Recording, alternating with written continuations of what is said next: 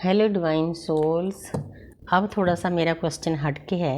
ये क्वेश्चन मुझे यूनिवर्स देते हैं। मैं तो कौन हूँ? मैं तो एक जरिया हूँ, चैनल हूँ। जो कुछ कर रही है ब्रह्मांडी एनर्जी कर रही है, हमारी रेखी माँ कर रही है, कॉस्मिक एनर्जी कर रही है।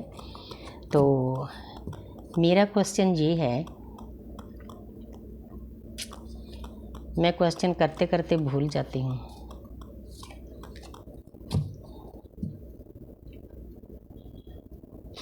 मेरा क्वेश्चन ये है कि हमें कैसी अरदास करनी चाहिए, क्योंकि मुझे परमपिता परमात्मा ने, जब मैं इस जर्नी में आई थी, मुझे पता भी नहीं था कि ये जर्नी क्या है। 6 महीने के अंदर मुझे एक अरदास दी थी, तो अंदर से मेरी आवाज़ आ रही थी कि ये अरदास मैं और लोगों को दूँ, जो इसके नीडी हैं, जिनको इनकी ज़रूरत है।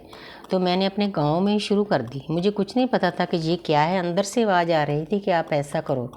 जिन लोगों को मैंने अरदास दी, जिन्होंने अच्छे मन से की, ये भी डिपेंड करता है। मैं तो देने वाली हूँ अरदास, कि आप कैसे करते हो उसको, आप कितनी एनर्जी डालते हो। जिन्होंने अच्छी एनर्जी डाली उनके काम 1 हफ्ते में ही हो गए, तो जिन्होंने नहीं डाली उनकी अभी तक अटके हुए हैं। ये डिपेंड करता है कि आप कैसे उस चीज़ को लेते हो।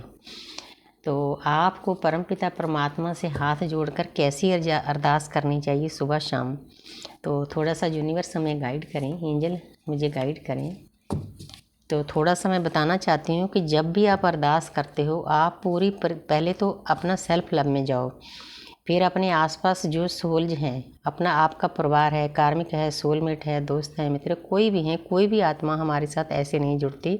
उसका कोई ना कोई बहुत बड़ा कारण होता है। हमारा उनके साथ कार्मिक अकाउंट होता है। चाहे हमारे हस्बैंड हैं, बच्चे हैं, माँ हैं, बाप हैं, कोई भी रिश्ता है। हज़ारों रिश्ते होते हैं हमारे आसपास। तो हमने उनके साथ अच्छे से डील करना है। उसके बाद जब हमने अरदास करनी है, हमने पूरी प्रकृति के लिए मांगना है, जो हम अपने अकेले के लिए पहले हज़ारों जन्मों से मांगते आ रहे हैं।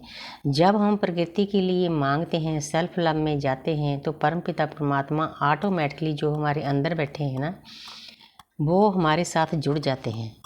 क्योंकि वो तो हमारे अंदर ही होते हैं, जुड़ते तो हम नहीं ना, ये हमारी गलती है। तो इसीलिए मैं देखती हूँ कि यूनिवर्स हमें गाइड करें कि हमें परमपिता परमात्मा की अरदास करने के लिए क्या करना चाहिए। 1-2 कार्ड ले लेती हूँ, वैसे तो मैंने आपको बता ही दिया।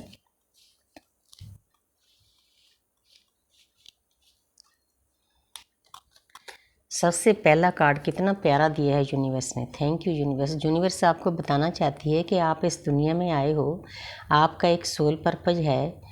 आप परमपिता परमात्मा के सामने बैठ के, आपकी आत्मा ने जब इस धरती पर जन्म लेने से पहले कॉन्टैक्ट किया है परमपिता परमात्मा से कि मैं दुनिया में जाकर ये काम करूँगा, तो आप उस काम को करने की शुरुआत अरदास से कर सकते हो। ये है 7 नंबर। 7 नंबर होता है केतु का। केतु हम स्पिरिचुअल बनाते हैं, आध्यात्मिक बनाते हैं।